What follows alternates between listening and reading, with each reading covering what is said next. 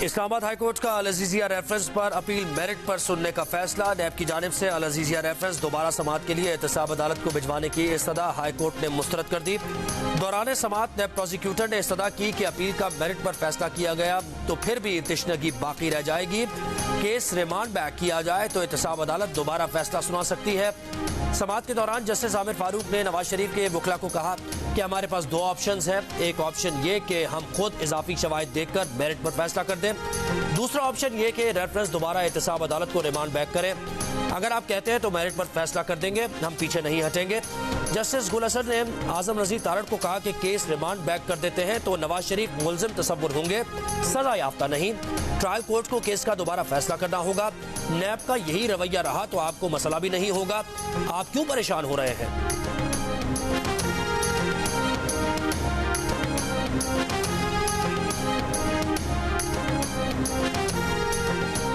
हमें टिकटॉक, गालम गलोच और gate number 4 की सियासत नहीं आती। अवाम पर एतमाद करते हैं और उन्हीं से मदद मांगते हैं। चेयरमैन पीपल्स पार्टी बिलावल भुट्टो जरदारी का शांगला में जलसे से खिताब।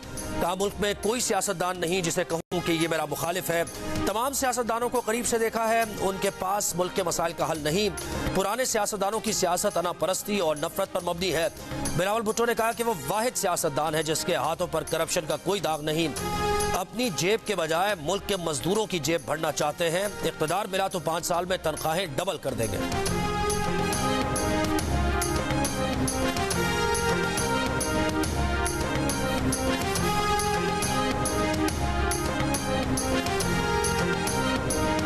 कोई भी मामला सिर्फ बुजुर्ग या सिर्फ नौजवान नहीं चला सकते, मिलजुल कर काम चलाना होता है। यही मुनासिब होता है कि नौजवान बतदरीज आगे बढ़े। मुस्लिम लीग नून के रहनुमा राना सनाउल्लाह की लाहौर में मीडिया से गुफ्तगू। कहा, नून लीग 8 फरवरी के इलेक्शन के लिए तैयार है, इलेक्शन का इल्तवा नहीं चाहते। कहा, 21 अक्टूबर को नून लीग और नवाज शरीफ ने वादा किया है कि मुल्क को बुहरान से निकालेंगे। ये अहद न कोई और सामने लाया, न किसी ने ऐसा वादा किया। राना सनाउल्लाह के साथ पंजाब के मुख्तलिफ हल्कों से मुख्तलिफ सियासी शख्सियात का नून लीग में शमूलियत का ऐलान।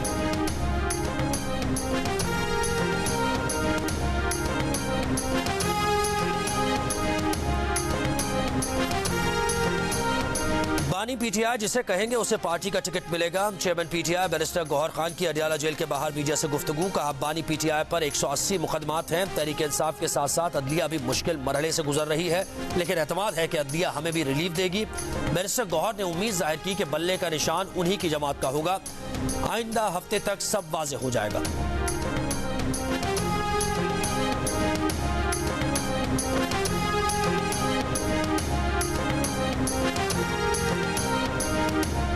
तहरीक इंसाफ के बानी ने इंट्रा पार्टी इलेक्शन पर एतमाद का इजहार किया है। उनका कहना है कि इलेक्शन कमीशन के पास बल्ले का इंतखाबी निशान अलॉट करने के लिए 7 दिन है। बानी पीटीआई के वकील बैरिस्टर अली जफर की अडियाला जेल के बाहर मीडिया से गुफ्तगू। कहा, इलेक्शन से मुतालिक सुप्रीम कोर्ट के अहकामात की पाबंदी होनी चाहिए।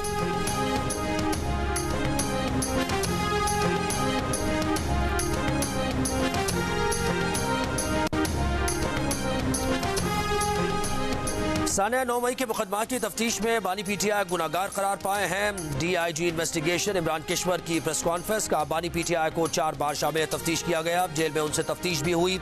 शवाहिद मुकम्मल करके केस फाइल के साथ लगा दिया है। 9 मई के 14 मुकदमात में 1100 मुल्जिमान के खिलाफ चालान भी जमा कराए जा चुके हैं। Army chief general Asim Munir कहते हैं कि गैर कानूनी मुकीम गैर मुल्की पाकिस्तान की सलामती और मईशत को बुरी तरह मुतासर कर रहे हैं। उनकी वापसी का फैसला हुकूमत ने मुल्क के वसीतर मफाद में किया। गैर कानूनी मुकीम गैर मुल्कियों को बाइज्जत तरीके से भेजा जा रहा है। दौरा पेशावर में आर्मी चीफ को सिक्योरिटी की मजबूरी सूरत हाल और इंसदाद दहशतगर्दी की कार्रवाइयों पर ब्रीफिंग। आर्मी चीफ की इंसदाद दहशतगर्दी की मुख्तलिफ कार्रवाइयों में बहादुरी का मुजाहरा करने वाले अफसरान और जवानों से भी मुलाकात। का दुश्मन कुव्वतों के मज़मूम अज़ाइम को जामे हिकमत अमली से नाकाम बनाया जा रहा है।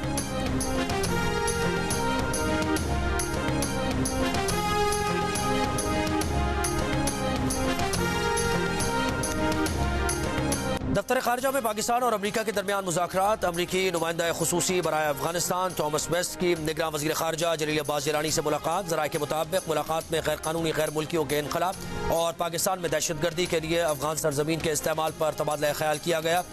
अमरीका में आबादकारी के मुंतज़िर 25,000 अफगानियों के इनखला पर गुफ्तगू हुई। मुलाकात में कल आदम TTP और दीगर दहशतगर्द तंजीमों के खात्मे की हिकमत अमली पर भी गौर किया गया।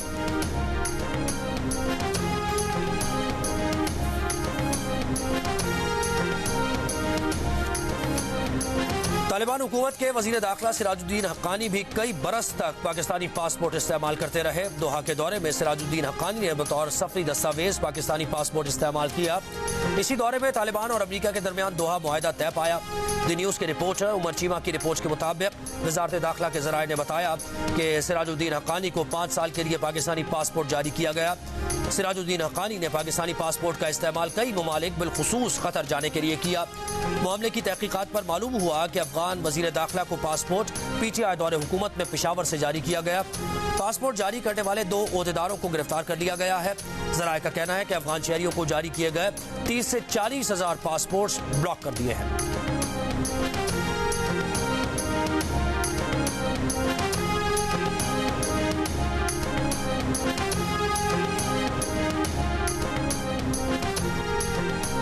इस्लामाबाद हाईकोर्ट ने FIA को बुशरा बीबी और लतीफ खोसा की लीक ऑडियो के फॉरेंसिक का हुक्म दे दिया। जस्टिस बाबर सत्तार का दरखास्त की कॉपी DG ISI को भिजवाने का हुक्म।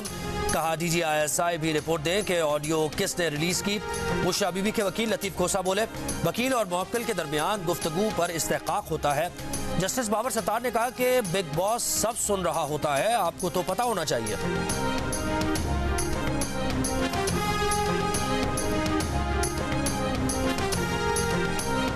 साबिक army chief general retired Qamar Javed Bajwa की साफा केस में बतौर गवाह पेश हो सकते हैं। द न्यूज़ के एडिटर इन्वेस्टिगेशन अंसार अब्बासी की रिपोर्ट के मुताबिक ज़राए का बताना है कि साबिक army chief general retired Qamar Javed Bajwa बानी PTI को मायूस न करने की जानिब इशारा दे दिया है।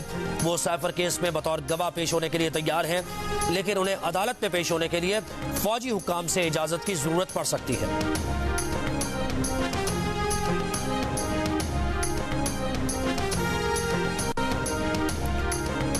गाजा पर इसराइल के वहशियाना हमलों को 2 माह मुकम्मल। फलस्तीनियों की नस्ल खुशी न रुकी। रात भर बमबारी। मगाजी कैंप से 10 अफराद की लाशें निकाली गई। हमास ने गाजा की पट्टी में इसराइली फौज पर हमले की वीडियो जारी कर दी। वीडियो में हमास के जंगजुओं को इसराइली बख्तरबंद गाड़ियों को निशाना बनाते देखा जा सकता है। इसराइली फौज की जमीनी कार्रवाई में मजीद 2 फौजियों की हलाकत की तस्दीक।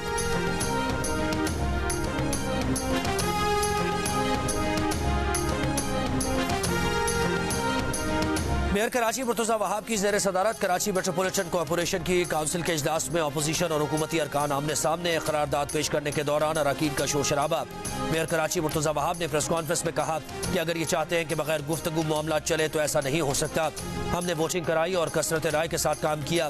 पीपल्स पार्टी मफाहमत के साथ मज़ाहमत पर भी यकीन रखती है। ये बातें करें और हम काम करेंगे।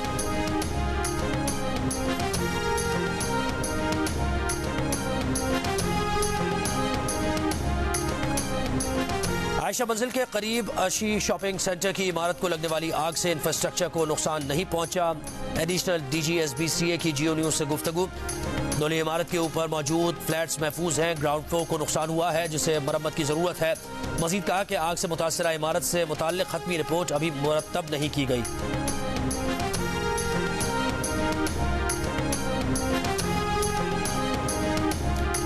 और बहावलपुर के चिड़ियाघर में शेरों के पिंजरे से मिलने वाले नौजवान की लाश की शनाख्त हो गई।